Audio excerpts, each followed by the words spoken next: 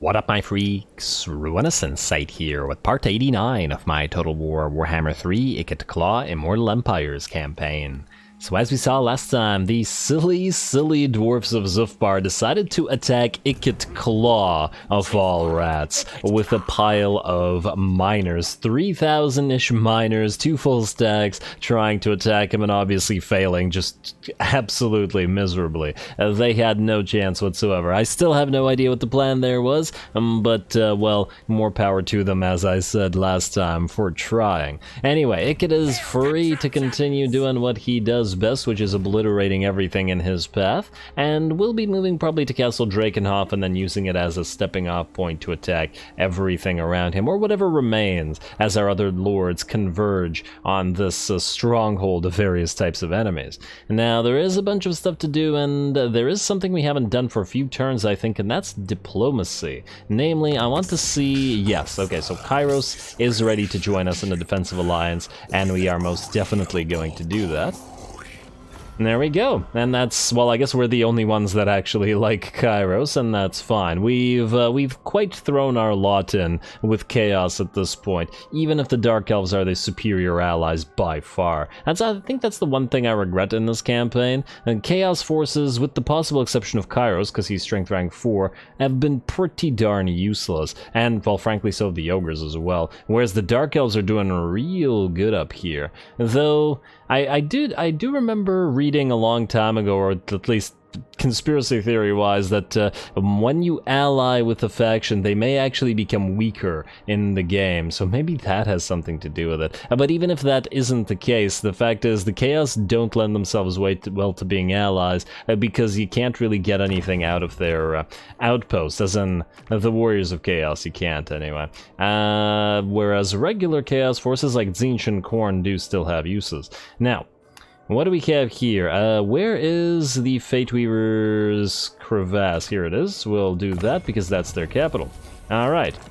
Start building that outpost there. Beautiful. Now, while we're here, while we're looking towards Kairos, let's start moving towards the High Elves at Dawn's Light and Forces of Dawn. We'll probably just trade them to Kairos so that he has a complete province, though.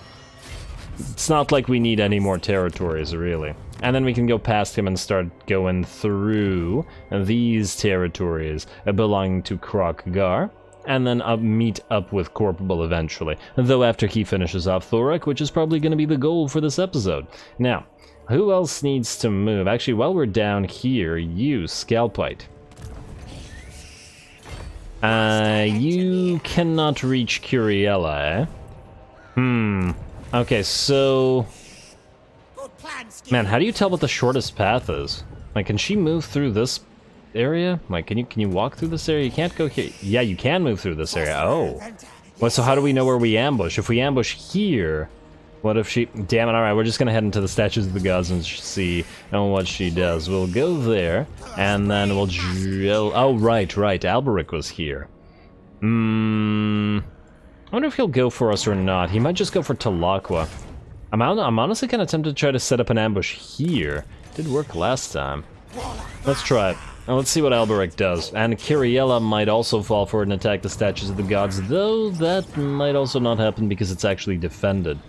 And now he's actually too far away from the Deadhead Homonoliths, so maybe we do build defenses here. Who knows, maybe we'll actually be able to hold. You are gonna stay where you are, and what kind of army are we looking at, incidentally? Can't see what else is in here. It'll probably be a toughie, but at the very least we do have reinforcements, so we might be able to do some damage to the enemy. I have no idea whether they'd actually try to attack the Statues of the Gods together with our army. So, let's keep trying the ambush. We're gonna hold on to the point, though, because we do want that brass orb. Alright, looks good to me. Next up, what do we have? Morphific the Vomitus. Now, you're supposed to go for Mount Silver Spear, although there's a little tiny army that we may want to destroy just because it's within range. Auto-resolve. Whoa, no, what do we have here? Alright, these guys I think are just trying to escape. They know they can't beat Morphific, so the entire set of forces is running away. Maybe we don't even bother with this guy.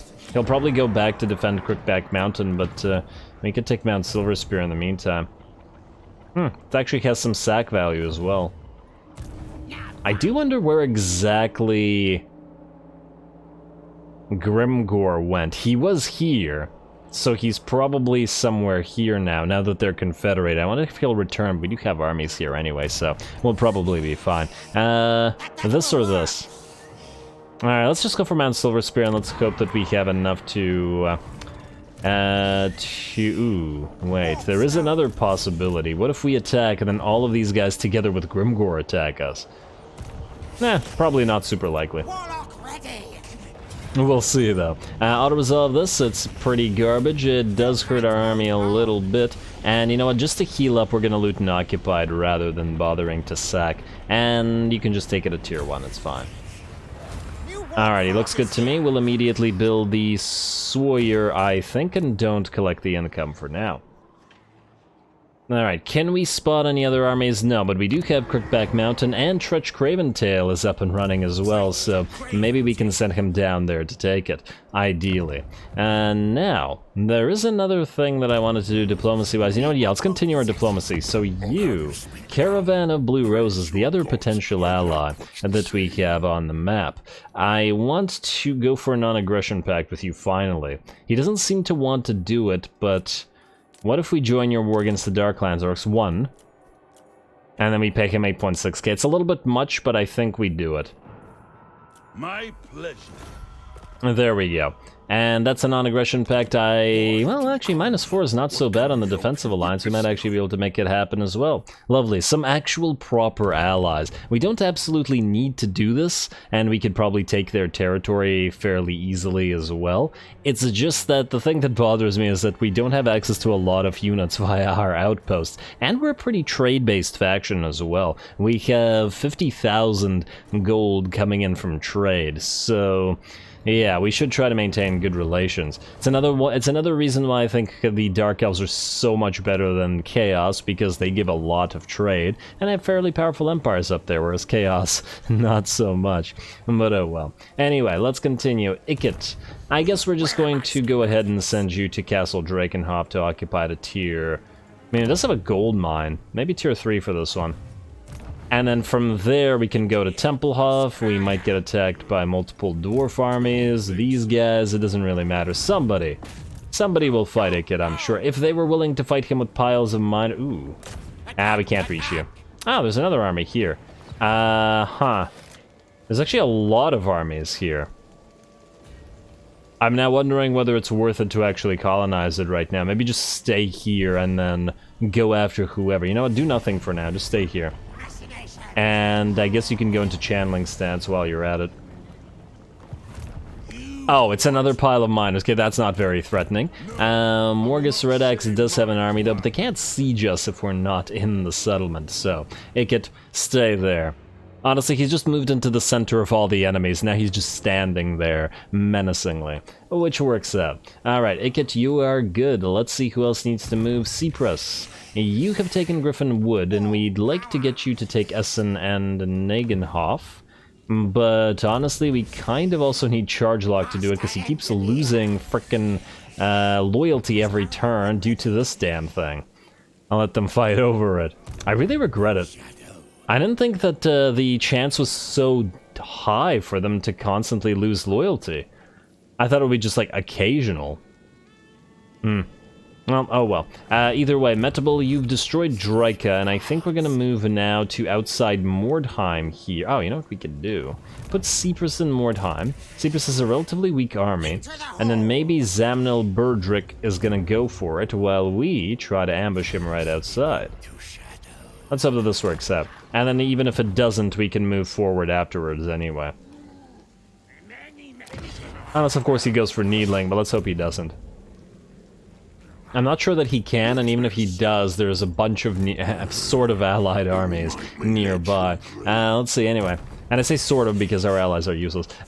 Cyprus, you are now good. Corpable, we're gonna save you to last because you're gonna attack this stuff. Metable is ambushing the Mutin. The Mutin is gonna head towards Oakenhammer via jumping or underground stance or underway stance. There you go, the Mutin. The Mutin fears nothing. and we'll take Oakenhammer and then probably Zufbar, and then we'll see about Grom Peak and what's happening there. Next up, not Corpable, because we just checked you, Throt the Unclean.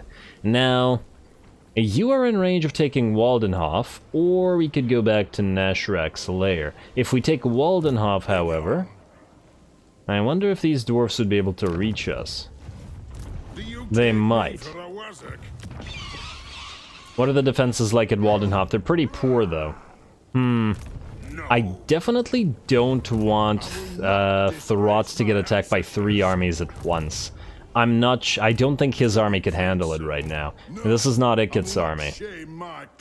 And I think it might be too risky. You can't reach Waldenhof, but maybe you can? And maybe you can. You're in underway stance, so you might be near enough. Yeah, let's not risk it, I think. And we could always move up to Nashrak's lair after. I'm actually kind of tempted to just jump over towards Karak and start taking these territories instead. Might be a better use of our time, actually. Because you're right beside, and you can always jump back if you need to. Yeah, you know what, I like that idea. Go here, and then Labrats you just stole, so you can go to Karak. And ooh! Okay, it was a good choice to jump up here, because Kruglug is gonna take Karak, and then we'll probably start moving down to Fort Jakova, which we probably want to stave off. That said, the same exact thing might happen at Karak, which is also sparsely defended, so we'll see.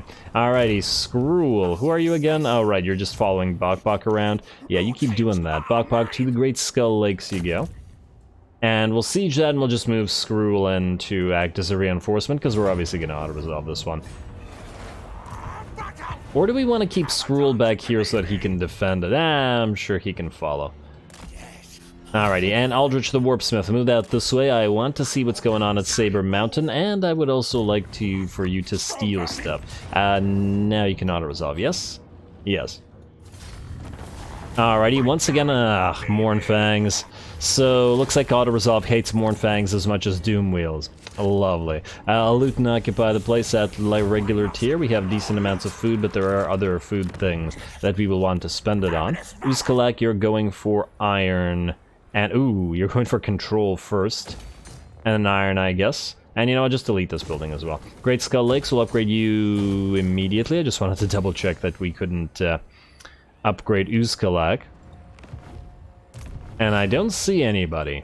But that doesn't mean they're not there.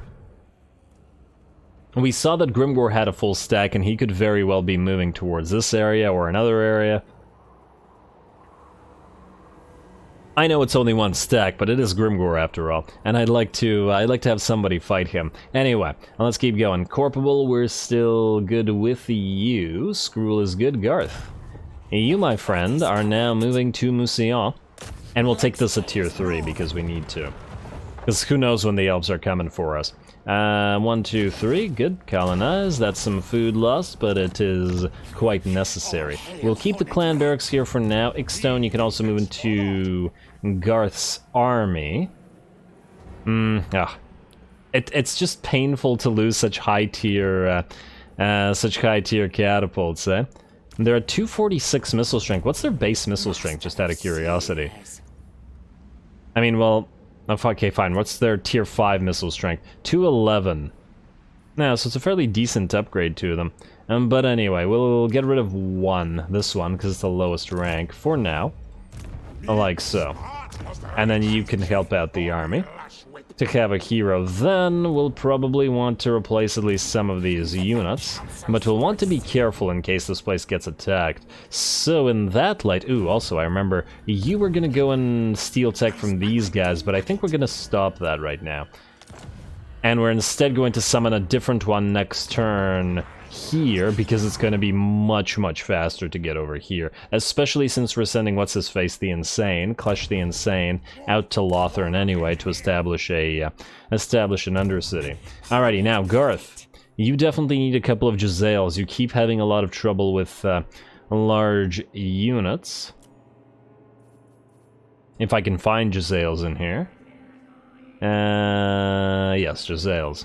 2k, just for a couple. Fairly expensive, but pretty necessary. Now I do like the or at the very least I like the Razor Gore chariots. I'm not so sure about the Tusk Gores though. They're a little bit fragile. I always feel like I have to micro the Tusk Gores too much, and it feels like it might not be worth it. In fact, it might actually be worth it to use Rat Ogres instead of the Tusk Gores in particular. Especially since we can't get that many Razor Gores. I guess what we could do, in fact, wait, let's do this. Then we will build you one more Razor Gore. I guess out of your army. Like so, at least that way we have a Razor... Wait. Yes, okay. Getting confused between the Razor Gores and Tusk Gores here. Yeah, because these guys at least are stronger. Then maybe we'll get rid of one of the Plague Monks, as we do have quite a few. Let's say the cheap... Well, you're the lowest rank, and... I hate how they're hurt at an equivalent level. Alright, let's do that. Then, that'll allow us to get 2 Warplog Jezzails in here. And then maybe we'll get a couple of Rat Ogres as well.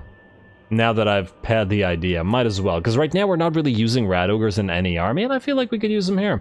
Why not? Though I don't want to get rid of too many Plague Monks. Do we want to... Yeah, I guess we'll do it right now. I'm still a little bit concerned that we might get attacked, but we will have a garrison up next turn. And let's also, while we're here, pop you into expansionist planning, start working on that port, and go for, I guess, the Rattling Horns so that Lyonesse can grow. We could also directly build clan rats if we wanted to, but would we want to? I'm also quite tempted to get Storm Vermin here. We could just build the building and then recruit them directly rather than... Yeah, you know what, let's build the building now. We might replace a couple of some things with a couple of Storm Vermin with Halberds in particular. Yeah. And then I guess we'll replace these two as well with a couple of Rat Ogres.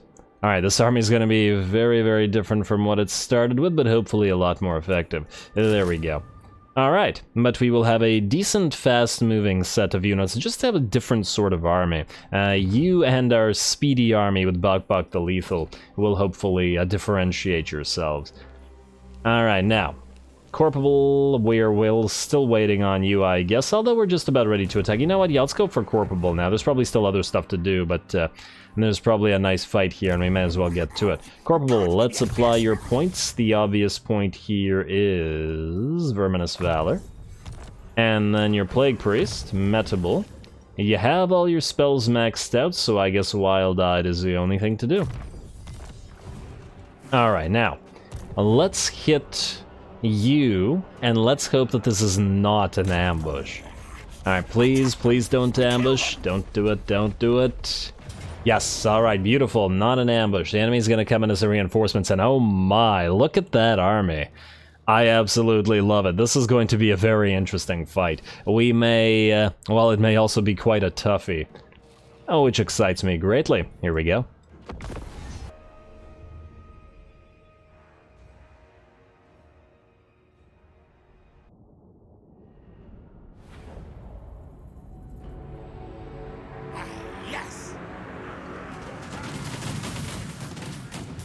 Alrighty, CORPABLE has been waiting to get himself a good fight. Kroq-Gar may have disappointed a little bit by running away rather than fighting properly, but let's hope that Thorak does not. We're gonna start off on this little army that we attack, Morgus Norgrimling, but we're going to destroy it from range as best we can. The Jezzails and the Warp Lightnings should be able to take care of the Lord, and frankly all of these units without much help. The first target was of course the cannon, but the cannon is pretty much done for as well, so it was easy to switch targets. And the enemy reinforcements are coming in, let's see, we got 2 minutes-ish and 1 minute and 2 minutes, but there's some damn solid reinforcements in there. All those range units, so much artillery, thunderers, and iron drakes, so we definitely have to be concerned. In fact, we've deployed most of our lines of storm vermin in the trees, so they are hidden currently, and only the center line here is visible, so we could deploy these guys to loop around and hit the enemy in the sides if it comes down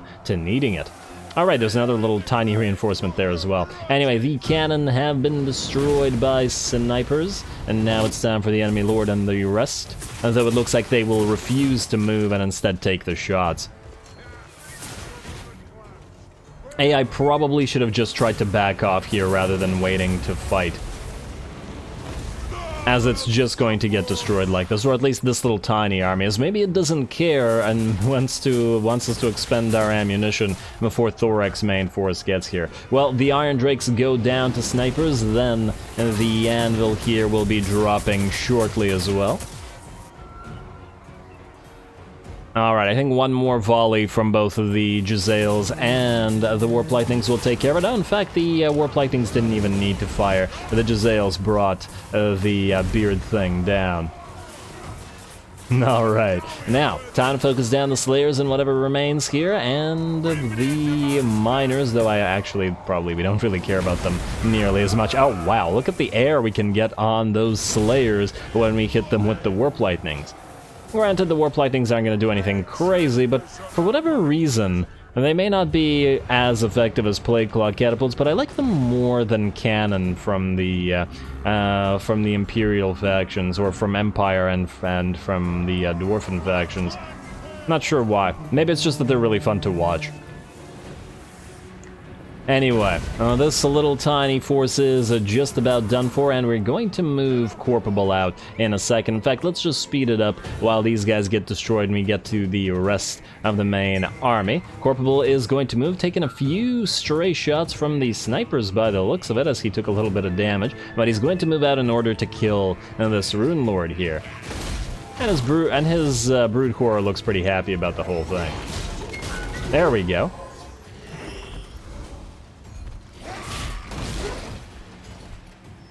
Huh, the Brute Horror does that head-scratching animation a lot, doesn't it?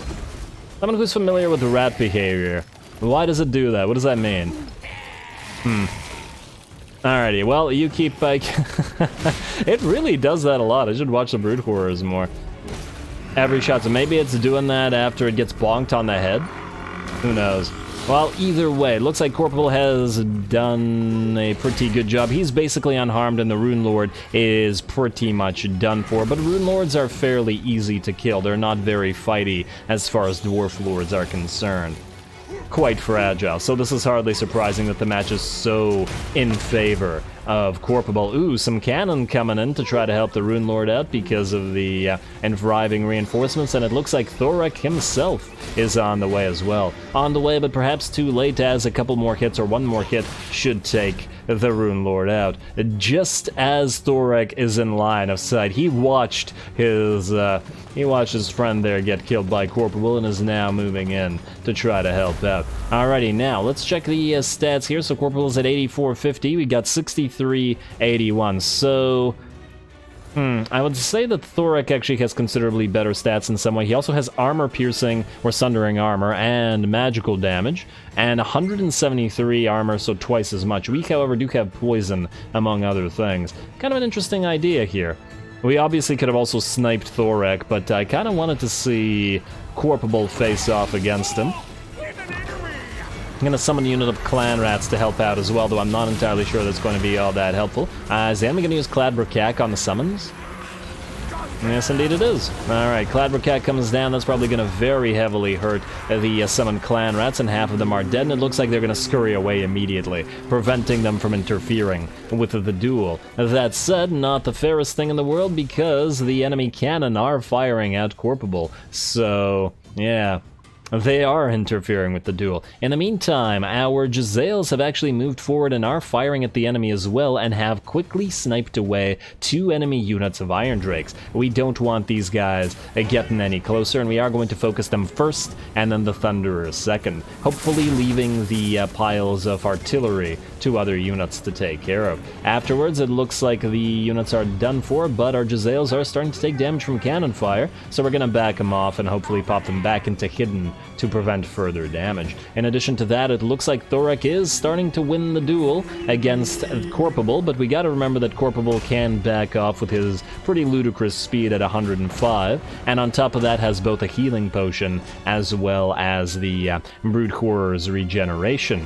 On the other hand, though, those artillery pieces are still firing, refuse to stop interfering with the duel, but oh well. The battle has only just begun, and it's looking like a great battle so far. We've already had a couple of duels. CORPABLE's killed Lord and dueled Thorak, and is now on par with him in terms of his HP, just due to that regeneration. Whereas Thorak will probably not be recovering, so I do expect CORPABLE will be full HP before long, and we've got time to wait until the rest of the enemy army gets to us. Our artillery will keep firing on them, and the Jezzails will turn and start firing again shortly, as well as there are other Iron Drakes and stuff to kill. And there we go, though it looks like we'll be focusing this Thunderer unit down up here rather first, because the Thunderers or the Iron Drakes are all down there. Plus this unit's rather exposed. Alrighty, and we have now moved some of our Storm Vermin. Now, the reason for this was so that the enemy is going to switch its targeting a little bit to move towards the main portion of our army, which is here, which will hopefully allow these guys, which have moved away, 3 units of Storm Vermin and a unit of Deathglobe Bombardiers, to hide and then hit both the enemy in the sides and hopefully those artillery pieces. There's just too many. 1, 2, 3, 4, 5, 6 artillery. That's definitely concerning and is going to hurt all of our Storm Vermin pretty badly. Alright, they are firing back into our Jezzails, who are going to have to back off again as they have already lost some units. But fortunately our artillery can continue firing, as neither artillery has ranged each other yet. CORPABLE now has probably more HP than Thorak does. And there will be more fights to be had. We're also probably going to start moving the Storm Vermin forward as soon as we can, or as soon as the enemy artillery gets in range. And the Giants as well, though we do have to be careful with those. Alrighty, how you doing there, Council Guard? 4653, not so bad. Their stats, I mean.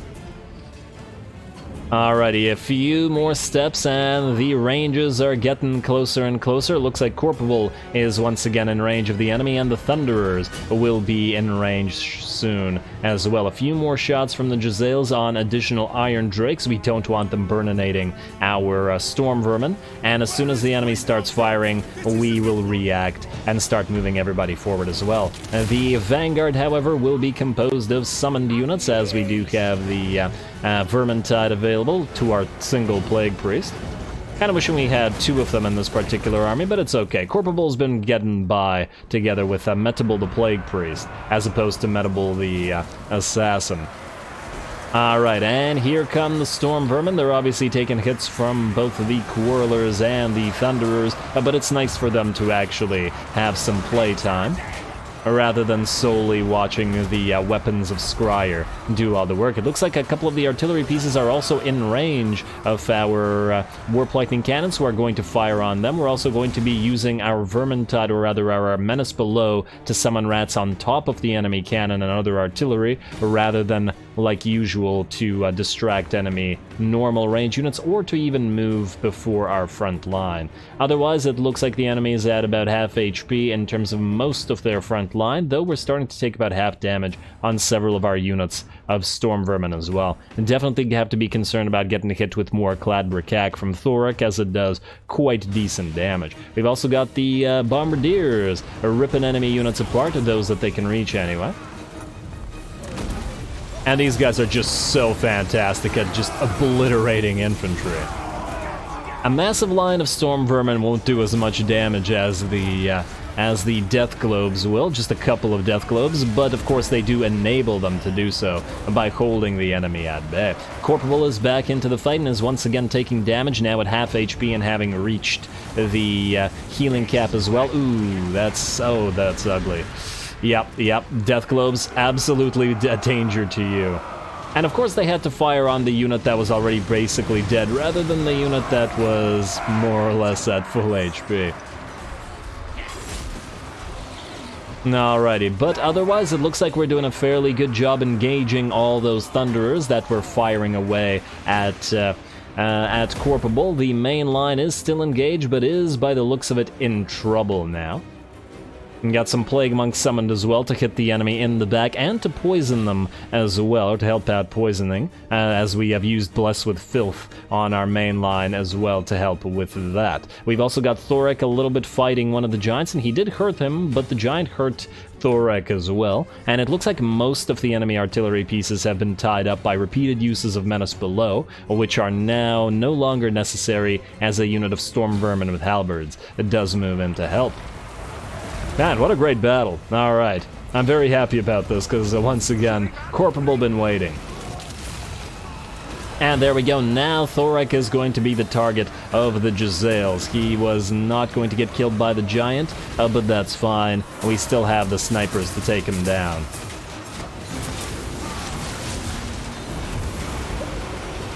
And there we go, Pestilent Breath moving in through the enemy line. It does look like our Storm Vermin are in scurry away and are in bad shape, but Thorak himself does go down, and with Thorak, the rest of his army will decide to shatter as well. Now, they can do nothing else, and it looks like our Storm Vermin did manage to hold, though in a few cases, just barely. 42 units left on this one, and very little HP. Yeah. And we obviously did a little bit of friendly fire damage from our death globes, but, you know, they also did a lot of damage to the enemy, which is just fine from the Skaven perspective. Anyway, going to do our best to chase down everything we can here. Both CORPABLE and the death globes are going to have to do a lot of work here, though fortunately the death globes are fantastic at that. This one just deleted 3 units before they could escape. The Giants are also doing a little bit of a chasing, but they didn't do all that much in the fray this time. Well, actually, 1 to 5 kills, 5,400 damage. Respectable. Less than the Storm Vermin, but or most of the Storm Vermin, but it looks like they did anchor the line, which was the purpose of them, at least in part anyway, and the extra armor-piercing damage. What we could have done is actually, instead of sniping Thorak, had all 3 Giants chase him and kill him. We've done it before, and it does work very well against the Lords as the Giants hit so hard, but this did seem to work out decently well, and it gave us a pretty great fight with a proper front line, connecting with a proper enemy front line. Anyway, there we go, huh? Green Tinge Mountain. I wonder if there's warpstone buried under there. Or is this just grass? Oh, it might just be grass that's oddly colored. Hey, who knows? There could be warpstone causing the color of the grass. I mean, everything's Skaven corrupted anyway, so yeah. Anyway, close victory for us, and I do believe that is the last we'll be seeing of Thorak.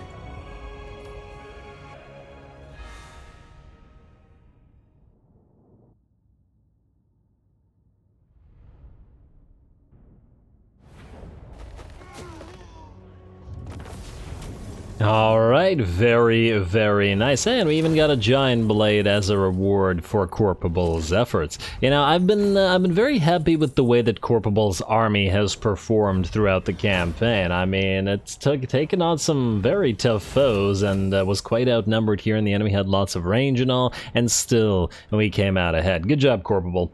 Good job, buddy. We are going to heal up, I think, because we want to auto-resolve the last of the remaining troops. But there ain't that much there. Enemy killed in battle, Giant Blade, and we got Old Grump Slayer, which is absolutely wonderful to have on CORPABLE's army in particular, and because of the extra armor-piercing weapon damage, powering up all of his Storm Vermin even further. Alright. Now, auto-resolve this, looks like nobody will die, and wait, do we want to take this at tier 3? What are we at here? I mean, on the one hand, we do want the obsidian. It's not something that we have. On the other hand, I feel like there are other things that we want to take at higher tiers, so maybe we'll just take it at tier 1. It'll grow pretty fast. Our empire-wide growth bonuses are pretty good at this point. Let's loot and occupy, regardless of the extra little bit of cash, just because I don't remember how much movement CORPABLE had left at the end there. And we're immediately going to get obsidian, and we're going to replace this with a growth building as well instead. And don't collect the income either. Lovely. Alright, now we just have to take out Machrock, which appears to be undefended and doesn't have walls either, so it should be a quick little auto-resolve for for CORPABLE, but that'll have to happen over the next few turns. Either way, well done to CORPABLE for finally destroying Thorek's faction for good. The Ironbrow's expedition are no more, and we will be seeing them no longer. Oh my, I didn't realize that the public order was so problematic here. You know what, we're gonna replace you with a public order building. Damn, -4. Might actually have to switch this to public order. We'll have to see. I don't want to uncollect the income, but nonetheless, we will build the other stuff here, which is fine. Gotta be careful. We've taken a lot of territory recently, and I'm not sure that some isn't in the same situation with very negative public order like this, due to all the provincial instability. Anyway, as I said, we're out of time, and I'm going to call the episode here. CORPABLE will continue then advancing towards Mahrak and then moving southward through the Last Defender's territory, or maybe northward through Lamia first to take out Queen Khalida, or else she will keep annoying Bilefitch here. A Bilefitch, you can probably also recruit some cheap units. Just gonna go for Plague Monks and Catapults again. And the reason I keep doing this is simply because that they can be recruited at one turn, and are the only things available. I mean, yeah, we could do Clan Rats, but why do Clan Rats when you can do Plague Monks, right? Other than the expense, but we can replace this stuff with other stuff later on as we go southward. Otherwise, there's plenty of battles to take. Hopefully we can take out Teclis's faction for good and continue our relationship with Kairos's. There is also potentially a battle with Scalpite against Alberic, though whether we can actually win that one remains to be seen. I am still interested. He already pulled off a very tough win, so I'm hoping that he can do good. Lord Skrolk is also on the field, and Tretch Craventail is as well, with his own Storm Vermin, and we'll have Deathmaster Snitch in a turn or two as well. So all the gang will be back together shortly and can get to work. It won't just be Ikit doing everything for the entire Under Empire. Anyway, stay tuned for more rats. Don't forget to leave a like and comment. All glory to the algorithm. And thanks for watching.